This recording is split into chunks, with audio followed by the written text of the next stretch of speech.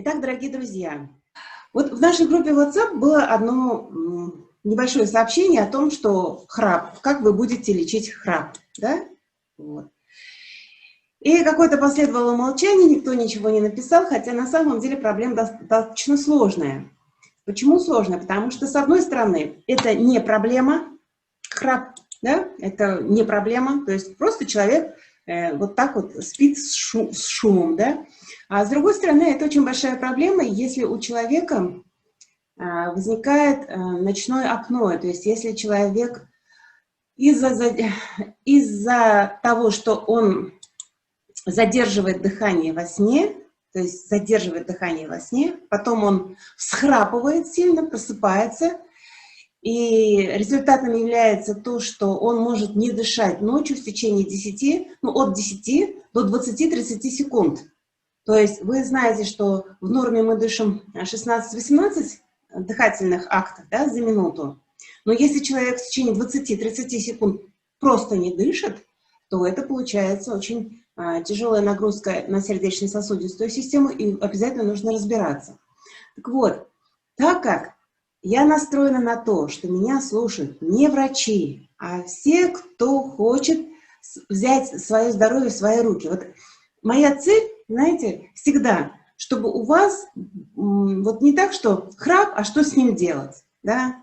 И начинаются цепочки по треначалю, или начинаются подсказки по шестики, да? Я хочу, чтобы в нашей группе было конкретно знание, что мы будем делать при той или другой патологии, не имея медицинского образования, понимаете?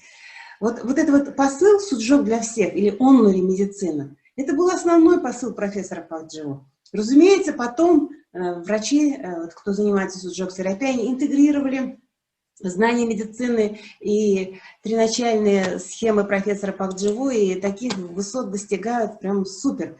Но мы сейчас разбираем храп для всех, да? Лечение храпа для всех. Итак, первое, как мы будем к этому вопросу подходить? Первое. Всегда ориентируйтесь на конкретику. Где это происходит? Вот где это происходит конкретно? Вот, например, гипертония, да? Нам нужно конкретно, что при этом появляется. И в зависимости от того, что проявляется, конкретно, что пациента беспокоит, да, или его окружение, от этого вы будете уже всю свою диагностическую цепочку выстраивать. То есть, когда вы знаете основные жалобы, то вы относительно этого пациента и будете выстраивать свою мыслительную там цепочку, как это лечить. Итак, храп возникает из-за того, что выдыхаемый или вдыхаемый воздух в воздухоносных путях идет не по прямой, а возникает, как говорится, да, турбулентное движение воздуха. Вот сам храп — это когда воздух не идет по прямой, да, а как-то защемляется чем-то вот поток этого воздуха, воздух начинает крутиться, и возникает вот это высокочастотное или чаще всего низкочастотные вот эти волны. Итак, то есть возникает этот храп, когда воздух идет из легких, проходит через воздухоносные пути и выдыхается через воздухоносные пути. То есть с чем мы имеем дело? Мы имеем дело, вот у меня другой помощник, новенький, старенький у меня в другом месте, тоже на рабочем месте, а вот этот вот новенький. Итак, где может возникнуть храп, да, как явление?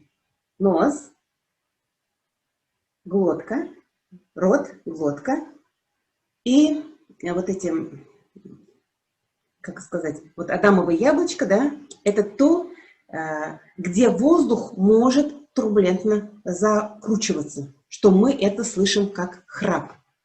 Понятно? Вот эта идея.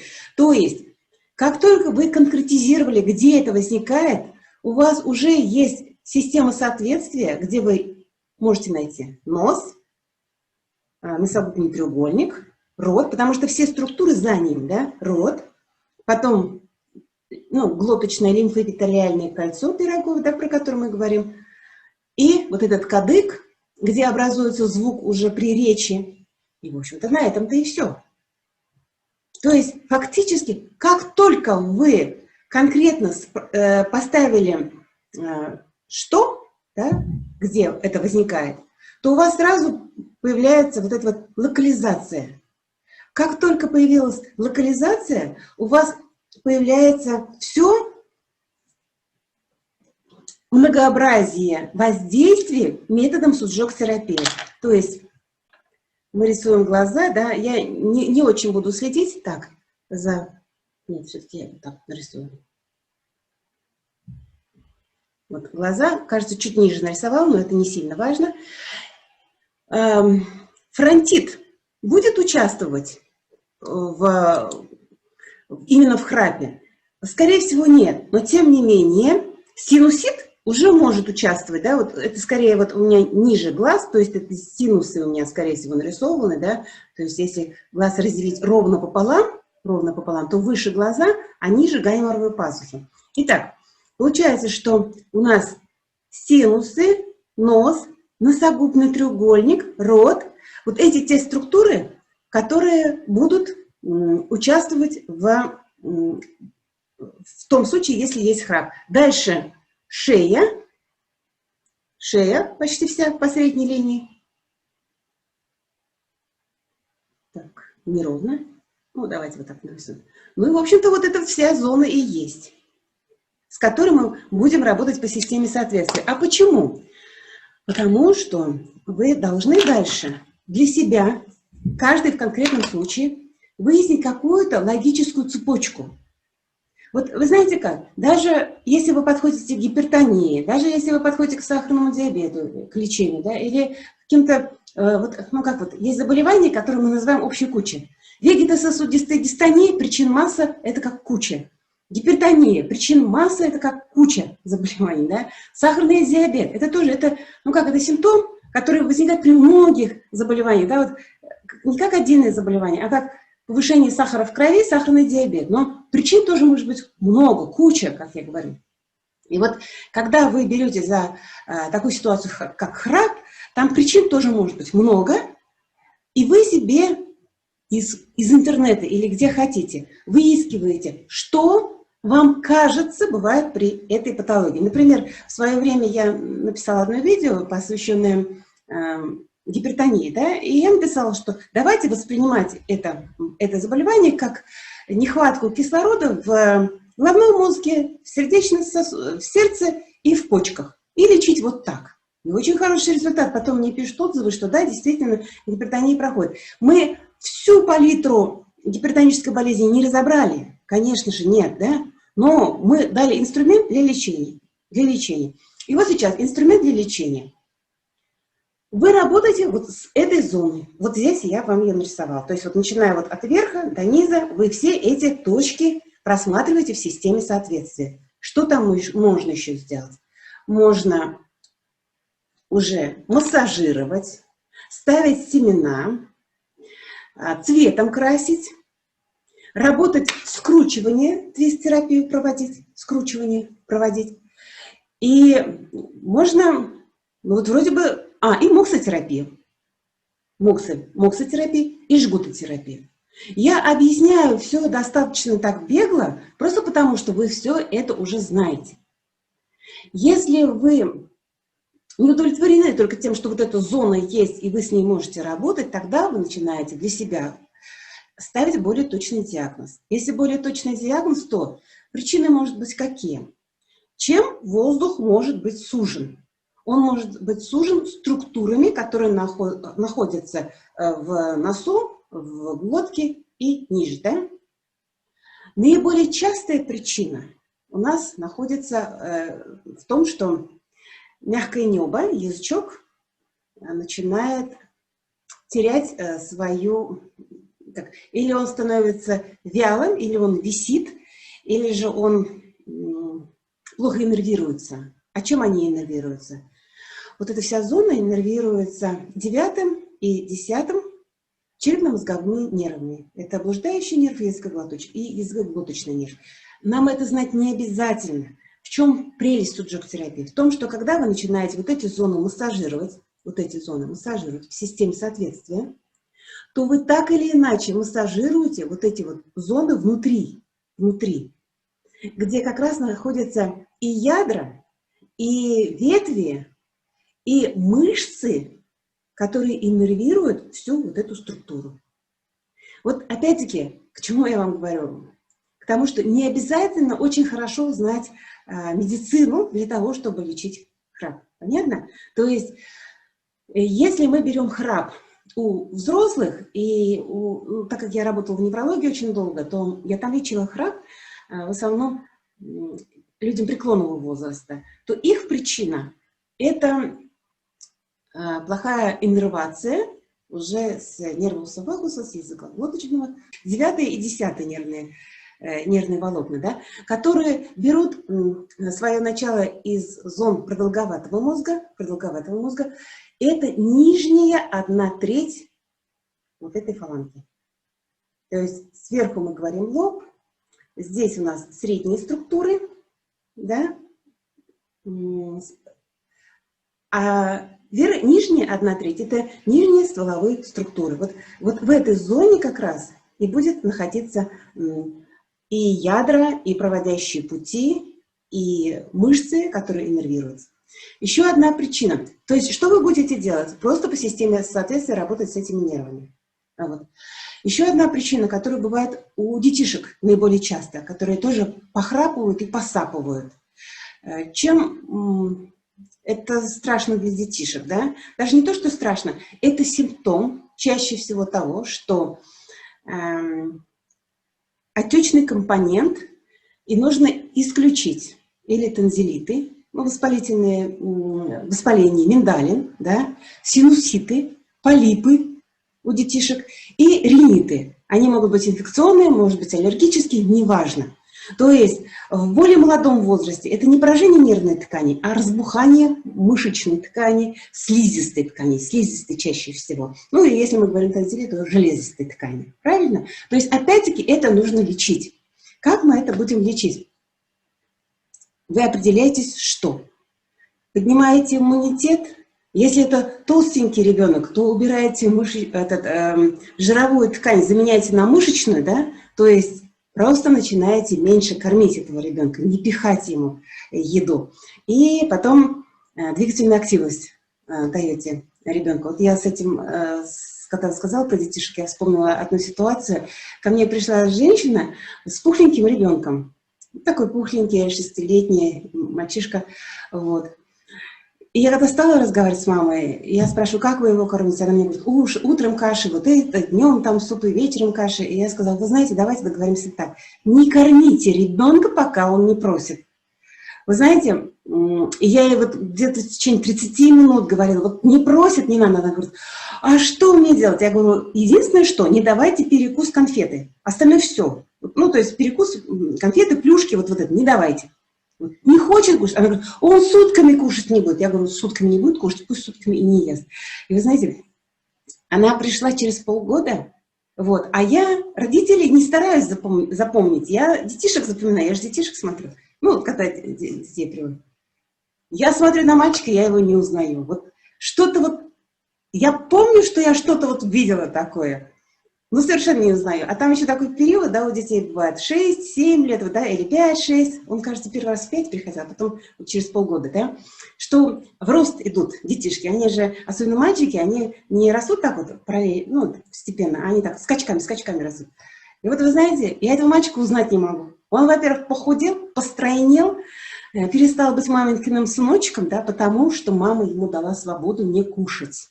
К чему я говорю? К тому, что храп, да, у детишек бывает еще и у перекормленных детишек, и мне очень это нравится выражение, это осклезнение организма, когда много каш всяких разных дают, когда много еды такой, которую ребенок не хочет есть. Другое дело, что я против того, чтобы давать детишкам конфеты и сладости, да, но тем не менее давать свободу пищевую детям нужно.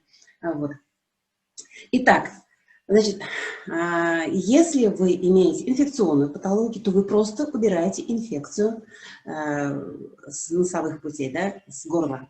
Если это аллергический компонент, то вы работаете с аллергией. С аллергией мы как будем работать? И у детишек, и не у детишек. Это чаще всего через энергию ветра, через печень, желудочно-кишечный тракт в целом и желчный пузырь тоже вот иногда бывает как острая аллергия. Да? Вот. Вы будете работать. Это я уже объясняю тем, кто более, кто занимается суджок-терапией, то есть не система соответствия, а по шестике, да. Чем еще будете работать? Со слизистыми, то есть с энергией сухости, толстый кишечник и меридиан легких. Что можно делать? Мы сказали, что нужна конкретика, да? Конкретика, то есть с чем вы работаете. Мы определились, желудочно-кишечный тракт, энергия ветра и сухости. Но еще один компонент, с которым нужно работать, это измеримость. Вот когда вы работаете с храпом, я в своей ситуации не могла понять, насколько они храпят. То есть мне говорят, мне родственники говорят, что я храплю, мне говорят человек. И так как я работала в основном с преклонным возрастом, я работала в системе соответствия со стволовыми структурами головного мозга, с нервус вагус и языково-глоточный нерв, но я не дифференцировала. То есть я не выходила по триначалию, я отрабатывала систему соответствия. Они ходили с семенами вот в этих зонах. Я ставила эти семена на ноги, и они в течение 10 дней, каждый день семена меняли, или я меняла, ну, чаще всего я сама меняла, потому что мне нужно было более четко попасть в эти зоны. Мы эти зоны ищем и по средней линии, и по двум параллельным линиям. Вот. И потом пациент приходил уже на контрольную явку через месяц. И говорили, отмечали, что да, я храпеть практически перестал или стал меньше храпеть. Вот. Плюс, что вы делаете? Обязательно, независимо от того, инфекция это, или аллергия, или же неврологический храп, да, обязательно работали по методам твист-терапии. Что такое твист-терапия? Разрабатывать структуры носа, рта, да, и горла. Стандартная твист-терапия – это вот твист-терапия на уровне шейного отдела позвоночника, когда мы делаем твист-терапию в 4 комфортных направлениях. Вот мы, помните, курс был «Бери и делай», да, твист-терапию, когда мы искали телом комфортное направление. Здесь то же самое, но вы ищете не телом, а в основном шейным отделом позвоночника. Это вот одна методика, когда вы делаете твисты шейным отделом на комфорт, прежде чем лечь спать. Вторая методика, вот мне она тоже очень нравится, да, когда вы согреваете зону либо рта, либо носа. В чем она заключается? Накладываете руку на рот, да, и начинаете инстинктивно в комфортную сторону делать круги. Либо в одну сторону, либо в другую сторону. Только в сторону комфорта. И вы делаете 50 кругов или 100 кругов. И потом, когда вот эти круги достаточное количество раз сделаете, что вы имеете от этого? Вы имеете улучшение трофики губ, да, носа частично. Он тоже участвует вот в этих движениях, да, если мы... щек, да? Если потом у вас рефлекторно идет процесс сглатывания, у вас тепло распространяется и на уровень ниже рта, согревается эта зона, улучшается ее трофика, и тоже эффект бывает отсутствие храпа. Вот это вторая методика, да, твист, местный твист. Еще какой твист? Твист с полотенцем. Вот. Но, честно скажу, с полотенцем на лицо я не практиковала именно с тем, у кого храп. Потому что на первом месте была система соответствия, на втором месте было нахождение, в чем проблема. У человека много влажности, много сухости. Или же страдает центральная нервная система, что наиболее часто. Если центральная нервная система, то получается, что работали мы с меридианами головного мозга и спинного мозга, которые здесь находятся. Что мы делали с этими меридианами? Ставили вектора туда, сюда, туда, сюда. Мы же не всегда можем определить, человеку лучше с храпом будет, когда мы тонизируем меридиан спинного мозга или когда тормозим меридиан спинного мозга. Мы же не можем это определить. Вот храп – это одно из таких заболеваний, да, которые измерить очень сложно, измеримость плохая, но у храпа есть очень хороший момент, локализация известная. То есть прорабатывайте в системе соответствия, вы никогда не ошибетесь. Локализация очень четкая. То есть это всегда будет легочная система и желудочно-кишечный тракт. Вот две эти системы: сухость и влажность, сухость и влажность. Ну вот еще жар, как по зоне уже расположения на голове. Вот. Что еще хотела сказать? Еще одна причина, которая, она не на слуху, да, но она иногда бывает, что иногда у человека увеличивается язык в размере. Это бывает при некоторых инфекционных заболеваниях. Это бывает иногда при некоторых возрастных или генетических заболеваниях. Иногда бывает храп как, ну, при миостении, при заболевании мышечной ткани или при заболевании нервной ткани уже, вот, ну как, когда идет неврология, когда идет боковой амиотрофический склероз, например, или бульбарная симптоматика, мы ее отдельно выделяем, бульбарная симптоматика. То есть, что хочу сказать, если храп появился внезапно, да, и вы стали его замечать, или вы просыпаетесь от звука собственного храпа, все-таки поход к неврологу обязательный. Да? К лор-врачу тоже поход обязательный, желательный. Да? Здесь вот с этим нужно определяться.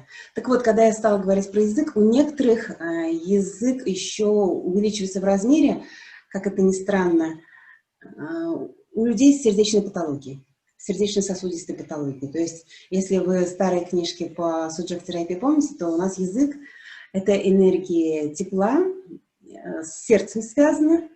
И вообще, вот, сама вот эта вот, как сказать, сама проблема храпа, проблема ночного апноэ в большей степени. То есть, когда ночью человек просыпается от того, что перекрывается его дыхание. Так вот, эта проблема неврологическая-сердечно-сосудистая. Сердечно-сосудистая.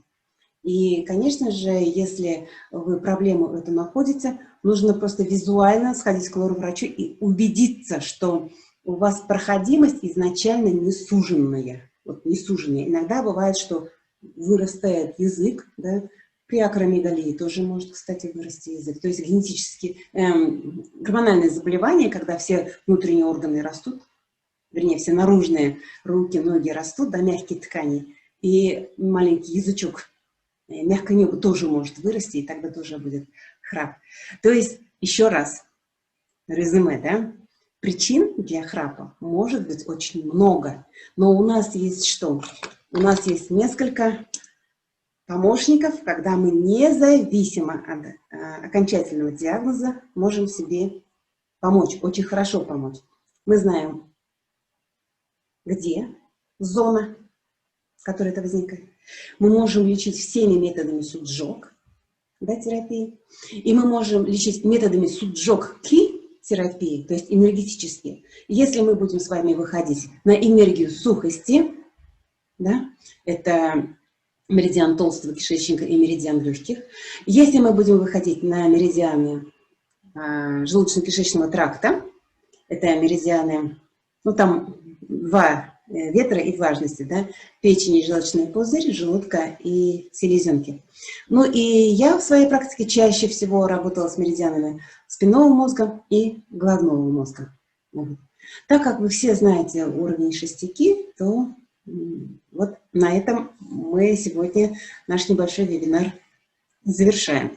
Что касается лечения по триначалию, еще раз говорю, пока вы точный диагноз не поставили конкретно этому пациенту, не убедились, почему, рецепты, ну так вот, ставить, мне кажется, бессмысленно. Потому что если блуждающий нерв хорошо работает и хорошо иннервирует, да, вот эту зону, а мы знаем, что и блуждающий, и девятая пара, вот сейчас не могу вспомнить, какая точно, языкоглоточный нерв, кажется. И девятая, и десятая пара, они имеют и чувствительные волокна, да, и вегетативные волокна, то есть парасимпатическую, да, волокна несет парасимпатическая система, и и двигательные волокна, то есть чувствительные, двигательные и вегетативные, они смешанные. Так вот, ухудшение работы этих нервов или одного, или двух, сразу двух нервов, да, может привести к тому, что у человека храп. Но это не всегда только эта причина, то есть не всегда только неврология. Угу. Вот. Если будут какие-то вопросы, давайте задавайте, я попытаюсь ответить, и на этом мы с вами завершаем. Увеличение гланд – одна из причин. Увеличение гланд – одна из причин храпа, особенно в детском возрасте. То есть я говорю, инфекция может быть причиной, аллергическая реакция может быть, аутоиммунные реакции тоже могут быть.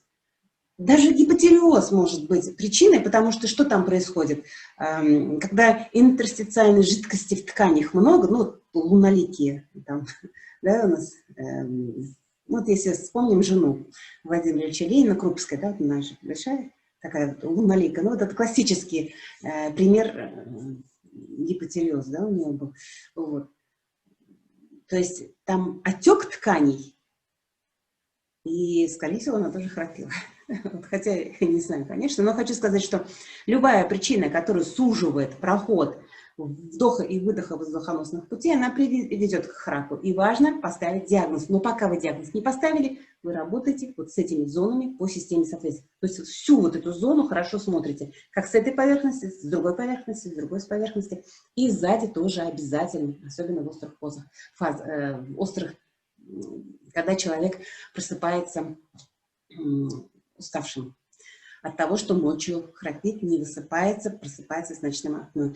Ночное апноэ – это отдельная система, отдельный разговор, да, это более серьезная патология, обязательно невролог, обязательно лор-врач и обязательно постановка диагноза. То есть обязательно уже консультация терапевта, и после постановки диагноза можно работать. Ну, и так, до встречи, дорогие друзья. Мы на этом завершаем вот маленький такой мини-рассказ о том, как лечить храп. И я надеюсь, что в нашей группе, когда мы будем записи писать, вы уже будете так, храп и первое, второе, третье, или же там другая патология, какая бы то ни была, пытайтесь записывать конструктивно А, Б, С, Д, А, Б, С, Д. Не просто так выдергивать как-то, а вот эту систему, если вы даже в помощь другим будете записывать, то и у вас внутри сформируется вот эта вот система лечебная, что мы и хотим в нашей группе с вами добиться. Все, до новых встреч, друзья. Сейчас всех приглашаю на медитацию. Буквально через минуту-две будет приглашение на медитацию. Угу.